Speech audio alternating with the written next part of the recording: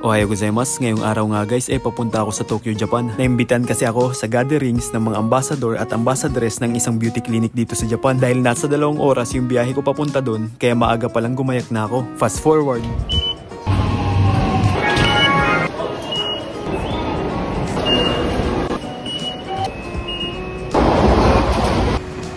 At nandito na ako guys sa may Shin-Itabashi Eki. Time check guys ay alas 3 na at kakarating ko lang sa Nishidai Station. Base nga guys sa binigay sa aking guide, dito daw ako sa may Nishidai Station bababa para makapunta dun sa clinic. At dahil nga mahaba yung biyahe ko, kaya pagkarating ko, bumili agad ako ng maiinom. Kung sakali makabisita ka rin pala dito, pagkarating mo dito sa may 7-Eleven, liko ka lang sa kanan at makikita mo tong itim na building. Dahil first time ko nga sa pagpunta dito guys, kaya nalito pa ako kung nasan yung entrance. Kapag nakita ko raw itong BCT apartment, Itabashi North, dito na raw ako pumasok. Medyo nanibago pa nga ako guys kasi kailangan pa palang i-type ang room number para makaakyat doon. Sumakay na nga rin pala ako guys sa may elevator para mas mabilis yung pag-akyat. Andun na kasi yung iba, bali 2 na lang kaming hinihintay. Nakakatuwa nga guys kasi ngayong araw, first time kong mamimit ang may-ari ng Skin Beauty Studio na si Dr. Cheryl B.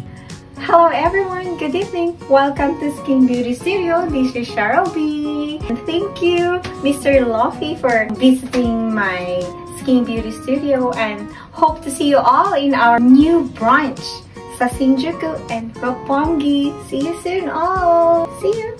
At sa papalapit nga guys na first anniversary ng Skin Beauty Studio ay magkakaroon na rin sila ng branch sa may Roppongi at sa may Shinjuku. Bago nga guys magsimula yung gatherings namin ngayon, itur ko muna kayo sa loob ng Skin Beauty Studio. May mga makikita nga pala kayong design na balloons dito kasi may event ngayon. Ang dami nga rin namin nakita dito guys na certificate at awards. Karamihan nga daw dito guys ay napanalunan ni Doc Cheryl sa pagsali niya sa mga beauty contest dito sa Japan. Sa mga magtatanong nga pala guys, ito yung list ng special offers ng Skin Beauty Studio. At para maka-avail ka dito ng 20% discount, gamitin lang ang aking code. Fast forward, ito nga pala guys yung naging gatherings at bonding na rin namin dito. Sobrang bait nga ni Doc Cheryl, nag-abala pa talaga siya. Busog na naman ako neto. Sobrang saya nga guys kasi kasama ko rin dito yung ibang co-vloggers ko dito sa Japan.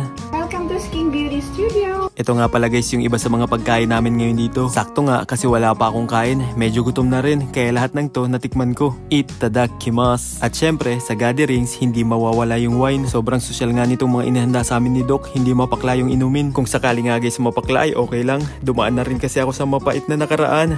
At habang kumakain nga kami guys, pinakilala din sa amin ni Doc ang 2 Japanese ambassador ng Skin Beauty Studio. Ang Nakano Brothers. Judo player nga pala sila dito sa Japan. Ito nga rin pala guys yung naging target lock namin dito, ang dessert.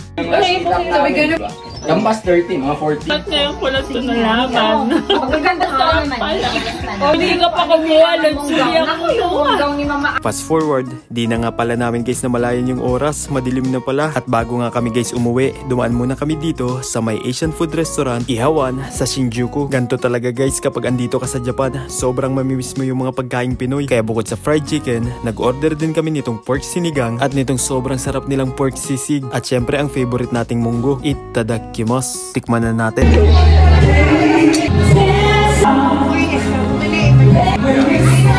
Sarap. Sabaw. Yun lang, hanggang dito na lang. Huwag ka ulit mawawala bukas. Maraming salamat ulit sa iyong ilang minuto.